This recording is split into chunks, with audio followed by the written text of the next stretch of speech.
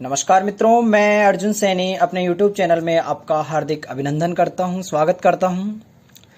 आज हमारा जो महत्वपूर्ण बिंदु होगा हिंदी व्याकरण से संबंधित वो होगा वाक्य विचार। वाक्य विचार जो बिंदु है हिंदी व्याकरण का वह कक्षा 11 में बहुत ही महत्वपूर्ण है और कक्षा 11 के साथ साथ प्रतियोगी परीक्षाओं में भी इससे संबंधित प्रश्न आता है। कभी वाक्य के प्रकार पूछे जाते हैं, कभी वाक्य के अंग पूछे जाते हैं, कभी उदाहरण देके वाक्य का प्रकार पूछा जाता है कि इसमें कौन सा वाक्य है। तो ध्यानपूर्वक हम समझेंगे, समझ जाएंगे तो वाक्य में कभी कोई समस्या नहीं आएगी। मैं बहुत ही उत्तम तरीके से आपको समझाने की कोशिश करूंगा, बहुत ही ट्रिक्स के साथ समझाऊंगा। तो आप ध्यानपूर्वक वीडियो को देखें और समझने की कोशिश करें। तो आज चलते हैं वाक्य विचार की तरफ। वाक्य विचार, सबसे पहले वाक्य किसे कहते हैं इसके बारे में अपन अध्ययन करते हैं। भाषा की लघुतम इकाई, लघुतम का मतलब होता है सबसे छोटी इकाई, और भाषा की जो सबसे छोटी इकाई है जो किसी भाव या विचार को पूर्णतः व्यक्त करती है उसे वाक्य कहते हैं। भाषा की लघुतम इकाई जो किसी भाव या विचार को पूर्णतः व्यक्त करती है उसे वाक्य कहते हैं। आगे चलते हैं। वाक्य को हम डिफाइन करने से पहले समझ लें कि वाक्य के दो अंग होते हैं। इन दोनों अंगों के आधार पर ही वाक्य बनता है, पूर्ण निर्माण होता है। तो इन वाक्यों को समझें कि वाक्य के अंग कौन कौन से हैं। वाक्य के दो अंग होते हैं, एक होता है उद्देश्य और एक होता है विधेय। जब तक उद्देश्य नहीं होगा तब तक वाक्य पूर्ण नहीं होगा, जब तक विधेय नहीं होगा वाक्य पूर्ण नहीं होगा। अर्थात दोनों के समायोजन के साथ ही एक वाक्य का निर्माण किया जाता है। उद्देश्य किसे कहते हैं? वाक्य में जिसके संबंध में कुछ कहा जाए, अर्थात किसके संबंध में? जिसे वाक्य में किसी के संबंध में कहा जाता है तो वह कौन होता है? कर्ता होता है। अर्थात जो कर्ता होता है उसे क्या बोलते हैं? उद्देश्य बोलते हैं। और वाक्य में कर्ता का जो विस्तारक रूप है, कर्ता के बारे में जो भी बातें बताई जाती है या विस्तारक रूप या कर्ता के संबंध में जो कुछ भी कहा जाए उसे क्या बोलते हैं? विधेय कहा जाता है। तो उद्देश्य और विधेय वाक्य के दो अंग हो गए, आपको समझ में आ गया होगा। उदाहरण से समझ लेते हैं एक बार। जैसे मैंने वाक्य लिखा कि दादाजी ने पूजा की, दादाजी ने पूजा की। तो यहां पर देखिए कि वाक्य में जिसके संबंध में कहा जा रहा है, किसके संबंध में कहा जाता है? दादाजी के संबंध में कहा जा रहा है। तो यहां पर ये क्या हो गया? ये हो गया उद्देश्य। क्या हो गया? उद्देश्य। और कर्ता का विस्तारक रूप क्या हो गया? विधेय हो गया। जैसे ही बालक दूध पी रहा है, तो यहाँ पे कर्ता कौन है? बालक है। तो बालक तो क्या हो गया? उद्देश्य हो गया। और दूध पी रहा है, ये क्या हो गया? विधेय हो गया। तो यहाँ तक आप सभी को समझ में आ गया होगा कि वाक्य किसे कहते हैं। वाक्य के दो अंग होते हैं, उद्देश्य, विधेय, और इनकी पहचान और इनकी परिभाषा आप समझ गए होंगे। अब चलते हैं वाक्य की प्रकारों की ओर। वाक्य के भेद दो प्रकार के होते हैं, एक होता है अर्थ के आधार पर और एक होता है रचना के आधार पर। आज हम परीक्षा में देखते हैं कि अर्थ और रचना के आधार पर वाक्यों के प्रकार पूछ लेते हैं कि रचना के आधार पर कौन सा वाक्य है या अर्थ के आधार पर कौन सा वाक्य है। तो आप देखें कि अर्थ के आधार पर वाक्यों को 8 प्रकार में बांटा गया है। ये अर्थ के आधार पर ध्यान दें कि वाक्य कितने प्रकार के हैं? 8 प्रकार के वाक्य हैं। ठीक है, 8 प्रकार के वाक्य हो गए, जिसमें से जो पहला है उसको बोलते हैं विधानवाचक वाक्य, नंबर 1। इसको सरल या साधारण वाक्य भी कहा जाता है। नंबर 2 निषेधवाचक वाक्य, नंबर 3 प्रश्नवाचक वाक्य, नंबर 4 आज्ञा सूचक वाक्य, नंबर 5 विस्मयादिबोधक वाक्य, नंबर 6 इच्छा सूचक वाक्य, नंबर 7 संदेहवाचक या संदेह सूचक, और नंबर 8 संकेतार्थक वाक्य। तो वाक्य के भेद, और जिसमें 2 प्रकार के भेद मुख्य माने जाते हैं, एक तो अर्थ के आधार पर और एक रचना के आधार पर। अर्थ के आधार पर वाक्यों को 8 भागों में बांटा गया है। एक हो गया विधानवाचक, दूसरा निषेधवाचक, तीसरा प्रश्नवाचक, चौथा आज्ञावाचक, पांचवा विस्मयादिबोधक, छठा इच्छावाचक, सातवां संदेह सूचक और 8वां संकेतार्थक। अब इन 8 प्रकार के जो वाक्य हैं इनको हम बारी बारी से अध्ययन करेंगे। बिल्कुल आम सीधी सरल भाषा में समझने का प्रयास करेंगे और कोशिश होगी कि आप आज वाक्य सीख जाओगे। ओके, नंबर 1 देखें विधानवाचक वाक्य। विधानवाचक वाक्यों को मैंने बताया था कि आपको इनको सरल वाक्य या साधारण वाक्य भी कहते हैं। इसकी परिभाषा देखिए, जिस वाक्य में किसी काम या बात का होना पाया जाता है उसे साधारण वाक्य या सरल वाक्य कहते हैं। किसी भी काम का या बात का होना पाया जाए उसे ही साधारण वाक्य कहते हैं। जैसे मैं खाता हूँ, इसमें खाता हूँ क्या है, काम हो रहा है। बच्चा घर चला गया, ये भी काम हो रहा है। सीधी सीधी सी बात है। या इसको इस तरह से भी समझ सकते हैं कि बिल्कुल सिंपल सेंटेंस होता है, साधारण होता है, सरल होता है, वही विधानवाचक वाक्य होता है।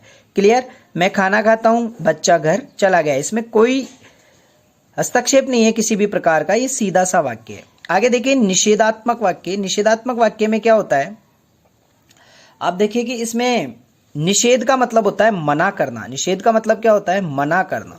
ध्यान रखें, निषेध का मतलब मना करना, क्योंकि बहुत सारी जगह लिखा हुआ रहता है धूम्रपान करना निषेध है, होता है या नहीं होता है। निषेध का मतलब होता है मना करना। तो जिस वाक्य में किसी बात के न होने का बोध हो, या काम के अभाव का बोध हो, या किसी भी काम के नहीं होने का बोध हो, ध्यान दें, निषेध का मतलब मना करना, और किसी भी बात के नहीं होने का या काम के अभाव का बोध होता है, वहां पर निषेधात्मक वाक्य होता है। ओके, निषेधात्मक वाक्य में सबसे पहले चलते हैं। जैसे सड़क पर मत भागो, मत भागो मना किया जा रहा है। धूम्रपान करना निषेध है, बिल्कुल मना किया जा रहा है। तो ये वाक्य कैसे होंगे, निषेधात्मक। कहीं पर आपने देखा होगा, अदरवाइज नहीं लें, दीवारों पे लिखा हुआ रहता है कि यहाँ पेशाब करना मना है, निषेध है, या यहाँ पेशाब करना निषेधात्मक कानूनी दंड है। तो वो क्या है, मना किया जा रहा है। ठीक है। इसी तरह आगे चलते हैं, प्रश्नवाचक वाक्य। तो प्रश्नवाचक तो आप सभी बचपन से पढ़ते आ रहे हैं कि जहां प्रश्न सूचक आ गया वही प्रश्नवाचक वाक्य होगा। वाक्य के अंत में हमेशा क्या आएगा, प्रश्न सूचक चिन्ह आएगा। ओके, प्रश्न का बोध कराने वाला वाक्य प्रश्नवाचक वाक्य होता है। जैसे आपका नाम क्या है, ये प्रश्न पूछा जाता है। तुम कहाँ जा रहे हो, ये भी प्रश्न पूछा जा रहा है। तो इसका मतलब ऐसे वाक्य क्या कहलाते हैं, प्रश्नवाचक वाक्य कहलाते हैं। तो प्रथम तीन विधानवाचक, निषेधात्मक और प्रश्नवाचक वाक्य कंप्लीट हुए। आगे चलते हैं नंबर 4, आज्ञा सूचक वाक्य। जिन वाक्यों में आज्ञा, अनुमति, उपदेश, निर्देश का बोध हो, या जिन वाक्यों के माध्यम से पता चले कि हमें आज्ञा दी जा रही है, हमें अनुमति दी जा रही है, हमें उपदेश दिया जा रहा है, या किसी कार्य को करने का निर्देश दिया जा रहा है, वे वाक्य क्या कहलाते हैं, आज्ञा सूचक वाक्य कहलाते हैं। बात से पता चलता है, वाक्य के प्रयोग से पता चल जाता है। परीक्षा आरंभ कीजिए, मान लो परीक्षा प्रभारी ने आज्ञा दी, परीक्षा प्रारंभ या आरंभ कीजिए, आज्ञा दी ना, तो यह आज्ञा वाक्य हो गया। मान लो कोई घर पे आता है, हम आज्ञा देते हैं राम इस कुर्सी पर बैठो, या कोई भी अध्यापक अपने स्टूडेंट को बोलता है राम इस कुर्सी पर बैठो, तो आज्ञा दी है या नहीं दी है, दी है ना, तो ये हो गया आज्ञा सूचक वाक्य। आगे चलते हैं विस्मयादिबोधक वाक्य। विस्मयादिबोधक वाक्य बचपन से पढ़ते आ रहे हैं। इसका मतलब होता है कि जिन वाक्यों के द्वारा हर्ष, शौक, घृणा, विस्मय, आश्चर्य आदि का भाव उत्पन्न हो, आश्चर्य भी लिख लें यहाँ पे, आश्चर्य, विस्मय, घृणा, शौक, हर्षमत, इन सभी का बोध होता है, वहां विस्मयादिबोधक वाक्य होता है। और विस्मयादिबोधक वाक्य की पहचान होती है कि वाक्य में क्या आता है, विस्मयादिबोधक चिन्ह आता है। विस्मयादिबोधक चिन्ह ऐसे होता है, पूर्ण विराम और पूर्ण विराम के नीचे बिंदी। जैसे बोलते हैं अरे यह क्या हो गया, विस्मय हो रहा है, बोलने में विस्मय हो रहा, अरे ये क्या हो गया। और दूसरा वाक्य देखें, वाह कितना सुंदर है, अच्छी बात बोल रहे हैं, यहाँ पे क्या हो रहा है, हर्ष हो रहा है, इसमें हर्ष हो रहा है वाह के साथ। और अरे, अरे में क्या हो रहा है, विस्मय हो रहा है, आश्चर्य हो रहा है। छी कितना गंदा है, यहाँ घृणा हो रही है, छी कितना गंदा है। इस प्रकार के वाक्य क्या कहलाते हैं, विस्मयादिबोधक वाक्य कहलाते हैं। आगे चलते हैं इच्छावाचक वाक्य। इच्छा, देखो इच्छा से ही पता चल रहा है, किसी प्रकार की हम किसी वाक्य के माध्यम से हमें पता चलता है कि हमारे प्रति कोई इच्छा होती है, तो वह इच्छावाचक वाक्य होता है। जैसे किसी प्रकार का आशीर्वाद, इच्छा कामना का बोध हो, या शुभकामना व सुझाव दिया जाए, शुभकामनाएं देते हैं, आपका कल्याण हो, यह आपकी क्या है, इच्छा है। आप परीक्षा में पास हो, ये क्या है, आपकी इच्छा है। ईश्वर तुम्हें दीर्घायु प्रदान करे, ये क्या है, आपकी इच्छा है। आपकी यात्रा मंगलमय हो, मंगलमय, ये क्या है, आपकी इच्छा है।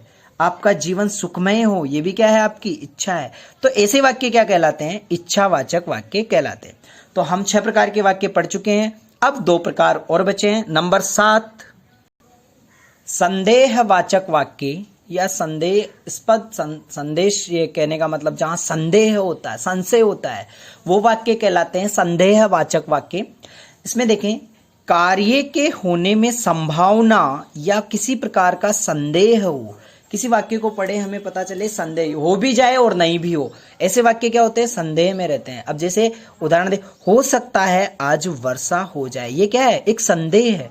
आप बादलों को देखोगे और बोलोगे कि हो सकता है आज संदेह हो, ये हो सकता है आज वर्षा हो जाए, कहने का मतलब क्या है, आपको अभी संदेह है, हो भी जाए और नहीं भी हो। ऐसे वाक्य क्या कहलाते हैं, संदेहवाचक वाक्य कहलाते हैं। शायद वे कल आए, किसके लिए कहा जा रहा है, किसी व्यक्ति, किसी पिताजी, किसी पापा, किसी मम्मी, किसी के भी लिए कहा जा सकता है कि शायद वे कल आए। यहाँ पे क्या हो गया, संदेह हो गया, तो ये से वाक्य क्या कहलाते हैं, संदेहवाचक वाक्य कहलाते हैं।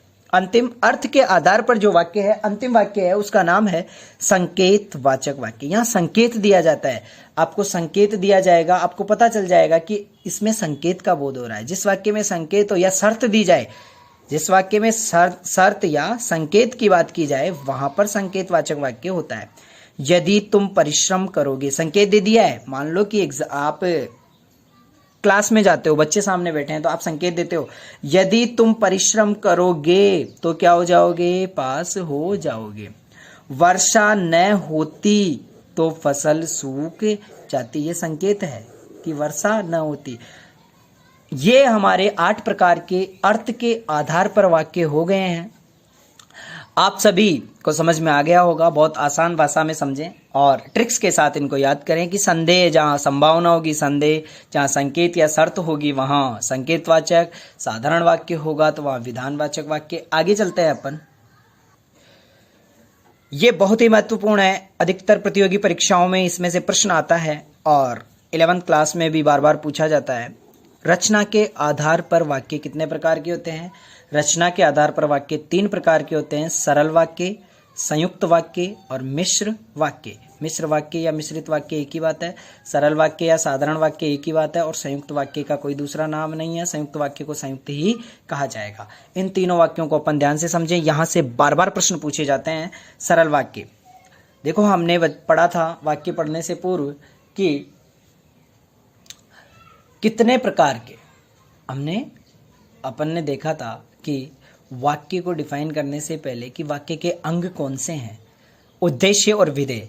उसी आधार पर हम इसकी परिभाषा देखेंगे। जिस वाक्य में एक उद्देश्य या एक विधेय होता है, एक उद्देश्य और एक विधेय, अर्थात एक कर्ता होगा और एक कर्ता की क्रिया होगी, अर्थात वही बात हो गई, कर्ता और कर्ता का विस्तारक रूप या उद्देश्य या विधेय। वह वाक्य कैसे कहलाते हैं, सरल वाक्य। जैसे मैं जाता हूं, यहाँ पे कर्ता कौन हो गया, मैं, अर्थात उद्देश्य कौन हो गया, मैं।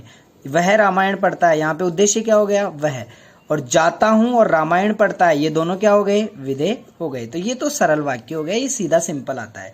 एग्जाम में प्रश्न आएगा वो यहां से आएगा, संयुक्त वाक्य से। संयुक्त वाक्य से प्रश्न पूछा जाता है और संयुक्त वाक्य में क्या प्रश्न आता है देखें।